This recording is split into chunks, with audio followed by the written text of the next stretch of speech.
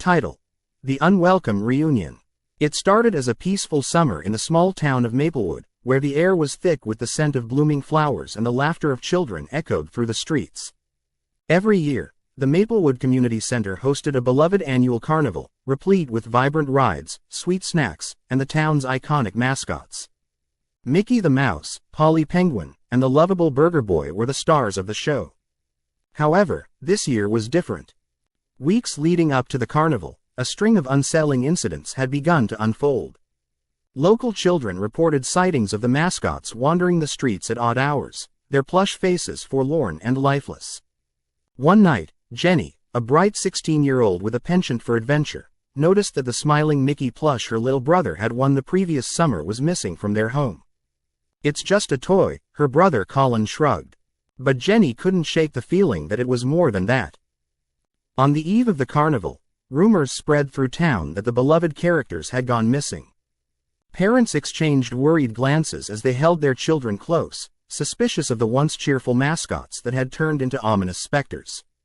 None could explain the eerie vibe that seemed to enshroud Maplewood, as a feeling of darkness crept into the carnival preparations. That night, Jenny, fueled by curiosity and an adventurous spirit, ventured out toward the carnival grounds, despite the warnings of elders echoing in her mind.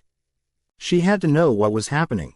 As the clock struck midnight, she slipped out of her house, her heart pounding with anxiety and excitement. The carnival was a ghost town, rides still and silent beneath the moonlight. She approached the main stage, where the colorful decorations hung limply in the cold breeze. Suddenly, a whisper floated through the air, chilling her to the bone. It was a sound that seemed all too familiar, the cheerful laughter of children mixed with something else, sibilant and mocking. She turned to see a shadow flickering in the corner of her eye. It was there, among the forgotten attractions, Mickey, or what was left of him. The once charming mascot stood hunched under the faint glow of a street lamp, his button eyes wide and empty. But as she stepped closer, she realized that he did not look like the cuddly character she once knew. His fabric was tattered, revealing something dark beneath. Stitched remnants of stuffing fell away like ash.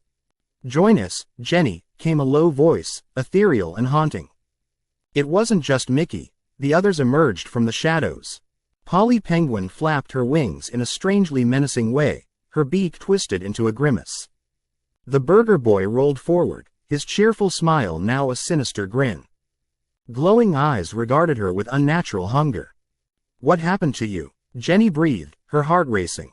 She realized they weren't here to entertain.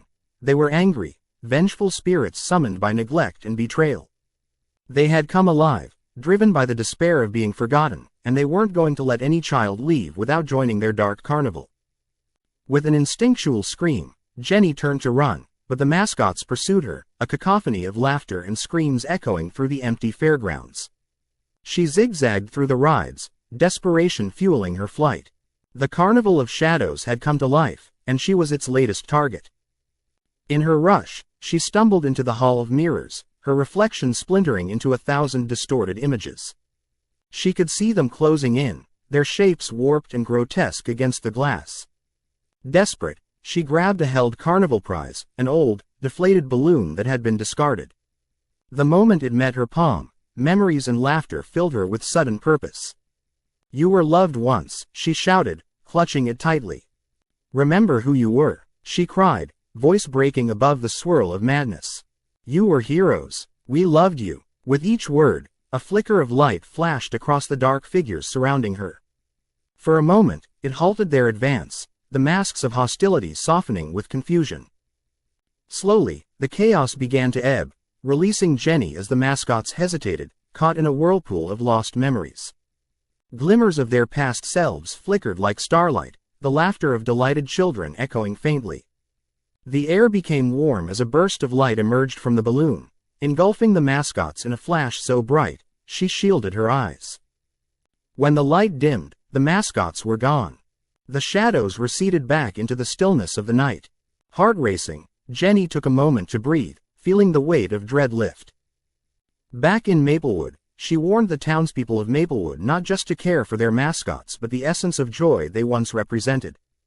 The following summer carnival was dedicated not just to celebration but to remembrance, a way to honor what once was and rekindle the magic that might be lost forever. And though they returned each year, the mascots now lingered on the fringes, watchful, grateful, and forever tethered to the laughter that kept their spirits alive, ensuring that no child would ever forget their magic again.